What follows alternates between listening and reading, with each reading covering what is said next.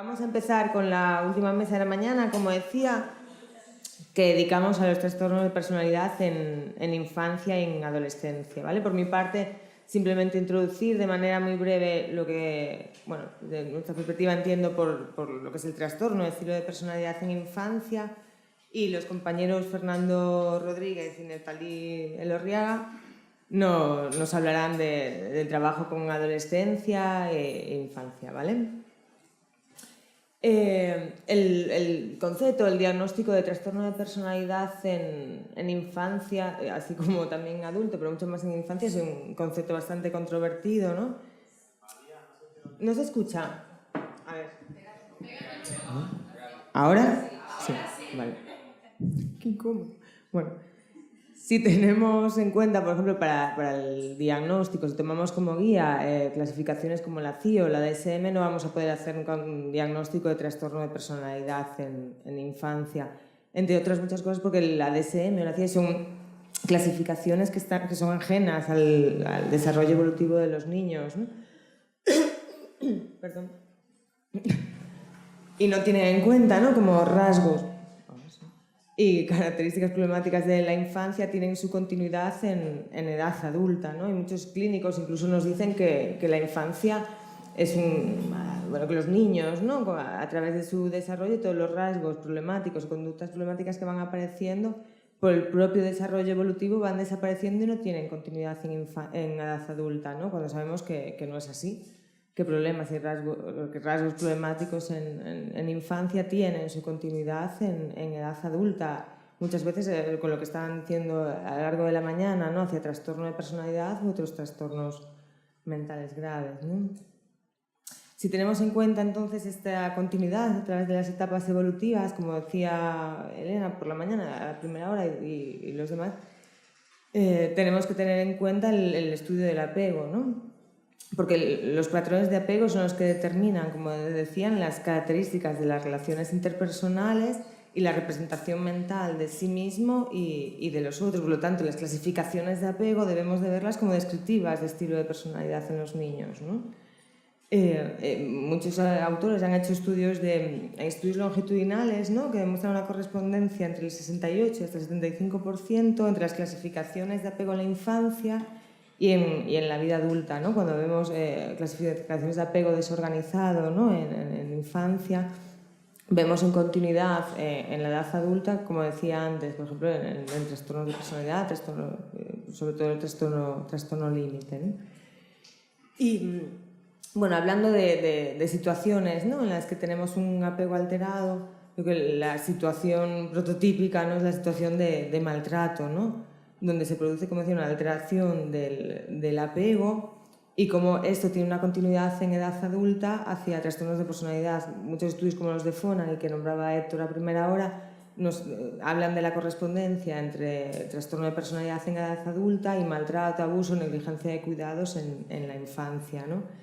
¿Y por qué ocurre esto? Porque cuando ocurre una situación de maltrato, ¿no?, de negligencia de cuidados, de alteración vincular, pero se produce en el niño un importante aislamiento psicológico, ¿no? Y lo que hace es un incremento importante de su malestar y lo que hace es activar el sistema de apego por pura supervivencia, ¿no? El niño se tiene que apegar para recibir apoyo, para recibir cuidado y para el sostén del que hablaba Winnicott, ¿no?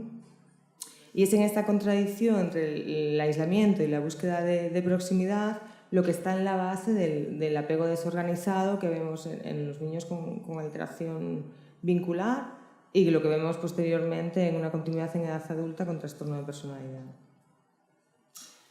Y de esto ya hablaba Winnicott, ¿no?, cuando hablaba de la importancia del sostén y cómo se va elaborando, ¿no?, cómo se va haciendo un self integrado, ¿no? Él decía que cuando el niño tiene una falla para encontrar su estado actual especularizado por parte del progenitor, él hablaba de su madre, lo que hace es una internalización del estado actual de su progenitor como parte de su propia estructura del ser.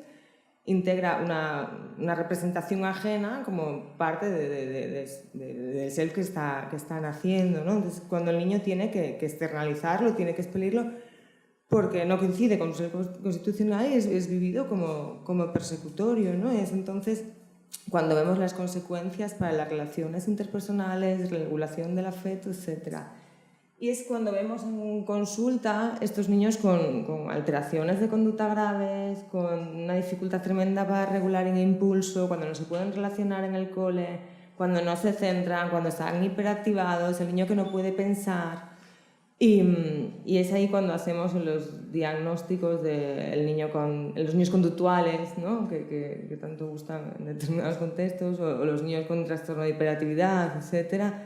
Y nos estamos enfocando desde una perspectiva de intervención muy sintomática, ¿no? Y nos olvidamos que lo que está dañado de base es su alteración, su patrón de apego, ¿no? Cómo el niño se está relacionando y cómo se está estructurando. Si no intervenimos aquí con el niño y con la familia, primero que no lo vamos a poder ayudar en infancia y después que no estamos previniendo, sobre todo, el que eso perdure y tenga una continuidad en edad adulta, ¿no?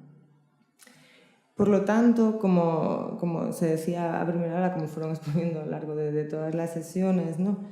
Para mí lo más importante en la intervención terapéutica es que el niño la pueda vivir como una base segura, ¿no? Esta alianza de la que hablaba Héctor, el terapeuta como contenedor que decía Héctor sobre Bion o el sostén de Winnicott, porque solo desde esta base segura, desde una relación de apego seguro con el terapeuta, el niño va a poder explorarse a sí mismo, el cómo se está construyendo, explorar el entorno y las relaciones con los demás, va a poder ir desarrollando esta función reflexiva que no ha podido desarrollar en la relación con sus figuras de referencia, ¿no? con sus padres fundamentalmente, y poder sanear estos traumas del apego, ¿no? de los que hablaban Elena y cuando hablamos también del cuerpo, ¿no?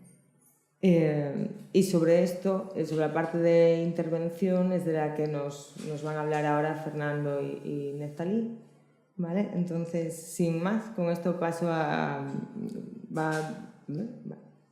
a venir Fernando Rodríguez, que es psiquiatra y terapeuta familiar, con formación en terapia dialéctica conductual, mentalización y abordaje en los trastornos de personalidad, y nos hablará de trastorno de conducta o problemas en la construcción de la identidad, la realidad vista desde un centro de menores.